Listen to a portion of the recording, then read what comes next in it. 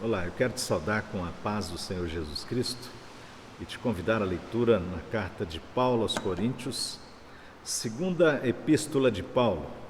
Segunda epístola de Paulo aos Coríntios, capítulo 12, versículos de 1 a 10.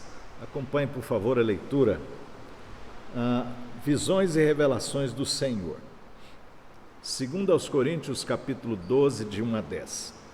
Se é necessário que me glorie, ainda que não convém, passarei às visões e revelações do Senhor. Conheço um homem em Cristo que há 14 anos foi arrebatado até o terceiro céu. Se no corpo ou fora do corpo, não sei, Deus o sabe. E sei que o tal homem, se no corpo ou fora do corpo, não sei, Deus o sabe, foi arrebatado ao paraíso e ouviu palavras inefáveis, às quais não é lícito ao homem referir. De tal coisa me gloriarei, não porém em mim mesmo, salvo nas minhas fraquezas. Pois se eu vier a gloriar-me, não serei nécio, porque direi a verdade. Mas abstenho-me, para que ninguém se preocupe comigo mais do que em mim vê ou de mim ouve.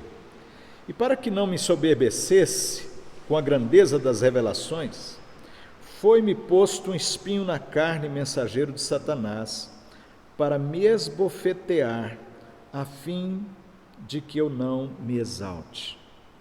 Por causa disso, 3 vezes pedi ao Senhor que o afastasse de mim.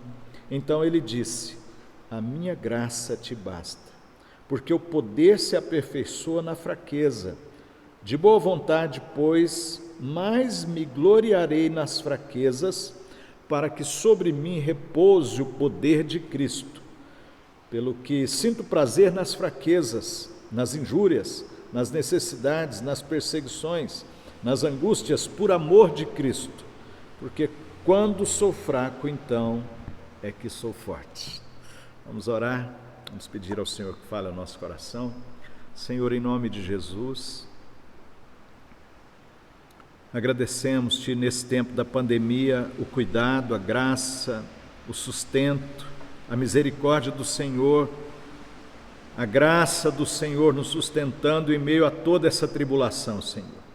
E agora, mais uma vez, aqui estamos com a palavra aberta, pedindo do Senhor a palavra, o alimento, o renovo, a fé, em nome de Jesus. Invocamos o Senhor, tua palavra, tua graça. Pedimos com fé. Fala conosco. Amém. Amém. Nós sabemos que Paulo escreveu algumas cartas aos Coríntios. Essa aqui é considerada a segunda carta, que possivelmente seria a quarta, porque nós temos apenas 2, mas possivelmente ele teria escrito pelo menos aí 4 cartas. Mas como temos como segunda, então, a segunda epístola de Paulo aos Coríntios. Num determinado momento houve um confronto da liderança de Corinto com o próprio apóstolo, uma coisa muito chocante, muito triste, porque Paulo plantou essa igreja, Paulo discipulou os irmãos e entrou ali no processo da igreja algumas pessoas questionando a própria autoridade de Paulo, a autoridade apostólica dele, e ele então passa a falar, dentre outros aspectos da sua autoridade apostólica, e ele conta toda essa história aqui, falando desse gloriar-se em Cristo, gloriar-se nas fraquezas, diante do ministério que Deus deu a ele, que Deus confirmou, e ele conta esse fato aí para mostrar justamente como que, apesar da fraqueza, apesar de que não era dele, apontando para Cristo, apontando para a glória de Cristo, mas ele diz que foi alvo da graça de Deus em usá-lo para trazer a ele revelações que ele não pôde sequer mencionar, né? Então ele começa falando desse homem que foi ao terceiro céu e conheci. Depois a gente percebe que ele está falando de si mesmo, com o coração humilde que ele tinha, mas em relação a ele mesmo, porque ele fala, por causa das revelações, versículo 7, para que não me ensoberbecesse com a grandeza das revelações, foi-me posto um espinho na carne, mensageiro de Satanás, para me esbofetear, a fim de que não me exalte. Queridos, Paulo teve, aqui o texto diz, versículo 3, sei que o tal homem, se no corpo ou fora do corpo, não sei, Deus o sabe, foi arrebatado ao paraíso e ouviu palavras inefáveis às quais não é lícito ao homem referir. Ele recebeu um nível de revelação, de ver o paraíso, de contemplar e receber essas palavras, que deve ser um grande conforto para nós, que Paulo, um dos apóstolos, teve esse tipo de experiência e registrou para nós. Mas não pôde registrar os detalhes. Ele disse que a revelação foi tão tremenda que ele podia se ensoberbecer. Um dos piores pecados de um ser humano, de um líder espiritual, é a soberba, o orgulho espiritual. A justiça própria, achar que eu sou usado por Deus, achar que eu tive uma revelação, tive uma experiência com Deus, no caso aqui dos apóstolos, ou hoje, se Deus nos usa em alguma dimensão para a pregação da palavra, para o ensino, e a gente entrar numa perspectiva de orgulho, de soberba espiritual, seria um dos maiores pecados realmente de um líder cristão. E Paulo diz que Deus, por amor a ele, permitiu esse espinho na carne para que ele não se ensoberbecesse, não entrasse num processo de soberba, de orgulho espiritual. E aí, então, é que ele põe-se a orar, ele vai orar diante de Deus e diz, versículo 8, por causa disso, 3 vezes pedi ao Senhor que o afastasse de mim. Então ele me disse, a minha graça te basta. A minha graça te basta, porque o poder se aperfeiçoa na fraqueza. De boa vontade, pois, mais me gloriarei nas fraquezas, para que sobre mim repouse o poder de Cristo. Queridos, nós não sabemos, trazendo para nós a compreensão do texto, nós não sabemos o que foi o espinho na carne. A gente pode supor que tenha sido um problema nas vistas de Paulo, porque em outro texto ele diz que escrevia com letras grandes e alguns entendem que Paulo teria tido um problema sério na sua vista, na sua visão, nos seus olhos. Outros supõem que seria uma provação na carne, provações que ele teria enfrentado. O fato é que ele não diz o que foi realmente esse espinho na carne, mas foi uma luta.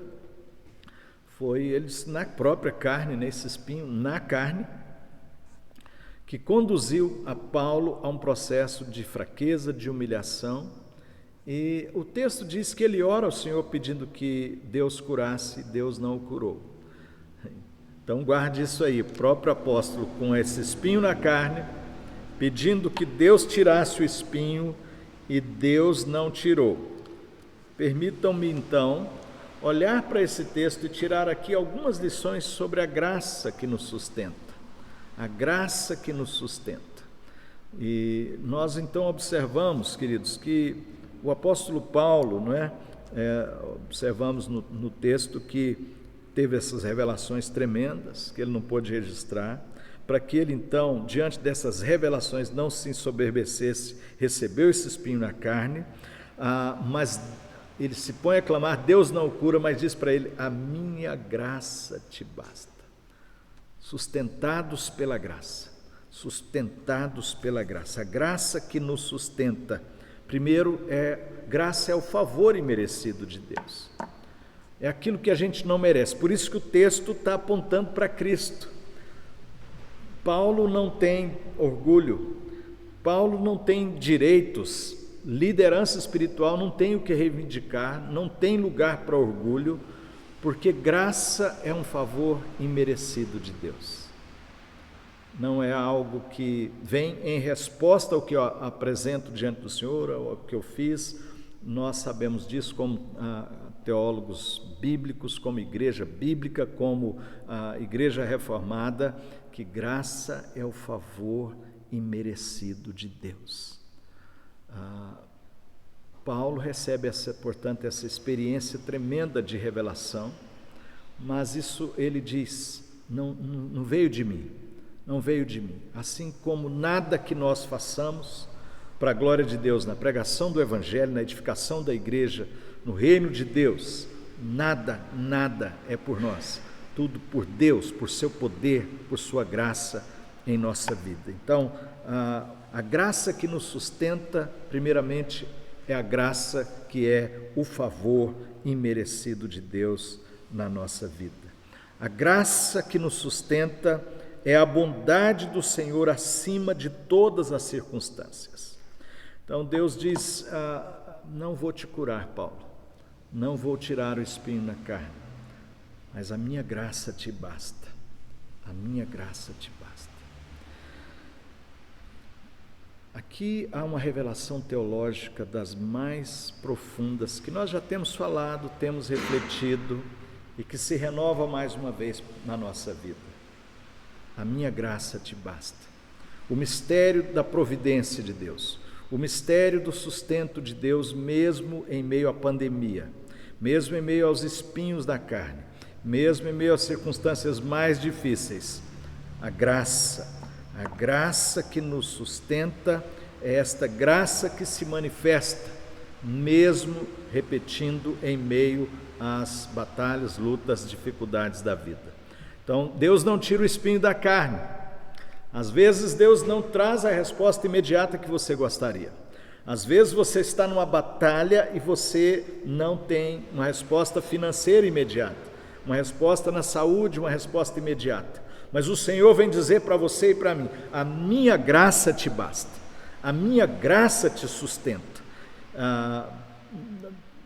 Devemos compreender isso em profundidade. Nada acontece na vida de um filho do Senhor, nada acontece sem propósito.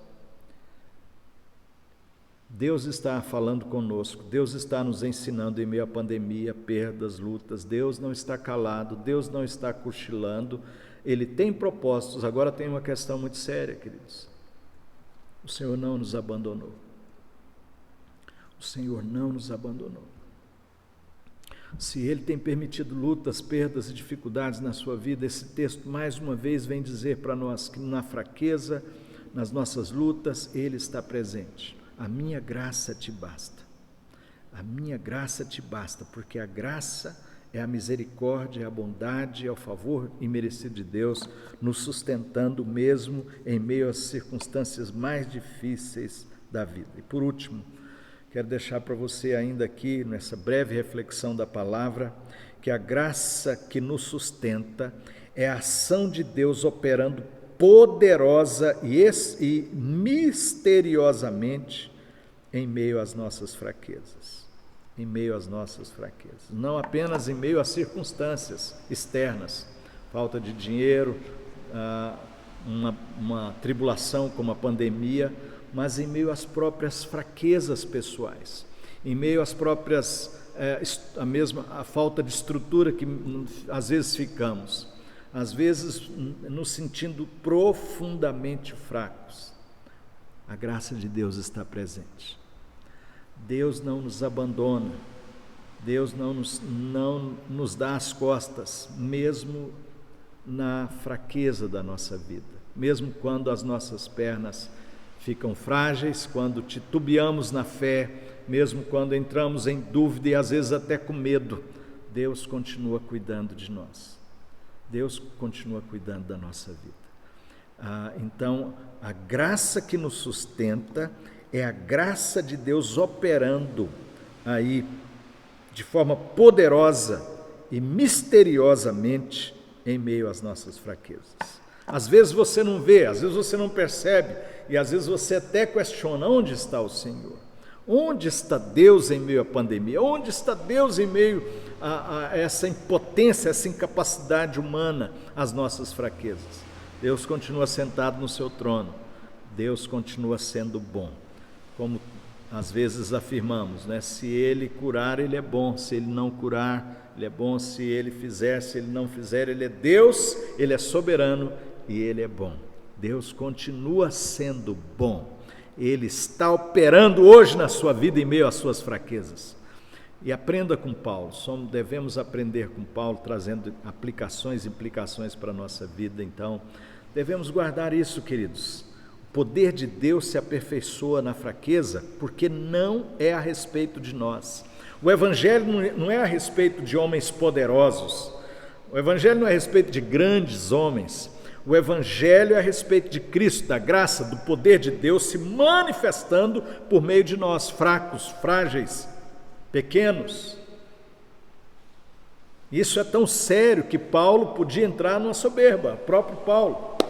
Mas ele disse que porque Deus não permitiria isso, para que eu não me soberbecesse, ele permitiu um espinho na carne, para que eu entendesse que o poder de Deus se aperfeiçoa na fraqueza, o poder de Deus se manifesta em meio às fragilidades humanas. Ele é Deus, Ele é bom, Ele está operando, Ele não está cochilando, Ele não dormiu, Ele é o Deus Senhor da pandemia, Senhor da história. E mesmo em meio à nossa fragilidade, dúvidas, temores, questionamentos, essa é a teologia bíblica. A perseverança dos santos não é o fato de você, por sua força, perseverar e chegar até o fim para ser salvo.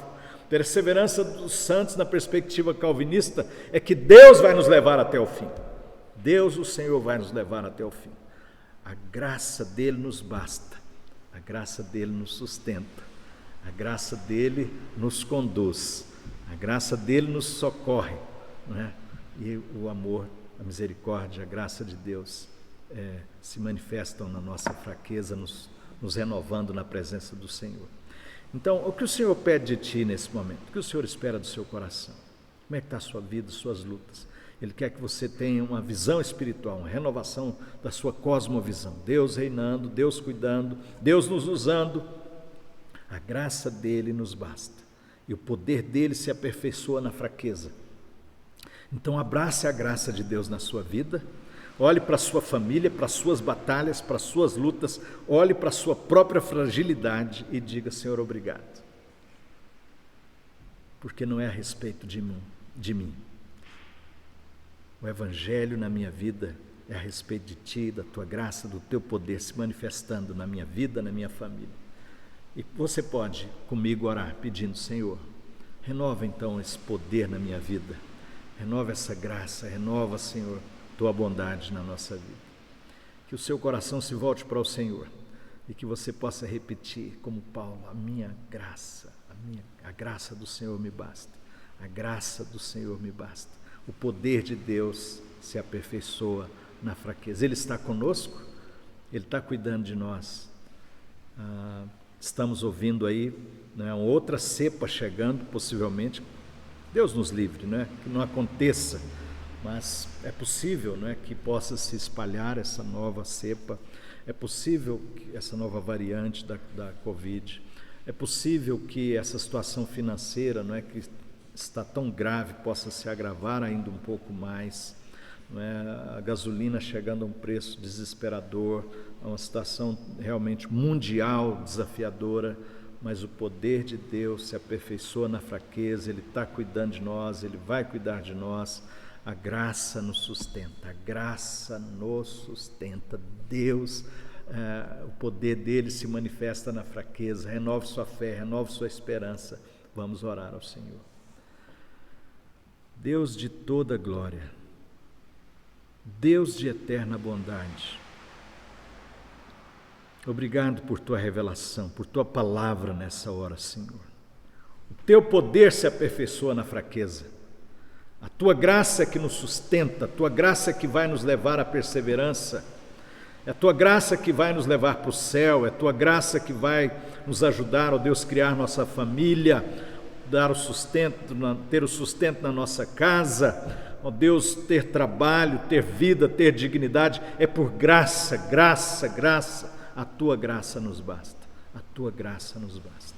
Obrigado, Senhor. Renova em nós a fé, renova em nós a coragem de viver firmados na graça, porque o teu poder se aperfeiçoa na fraqueza e por tua graça, por esse poder vivemos, servimos e vamos enfrentar as batalhas da vida. Renova o teu povo, Senhor.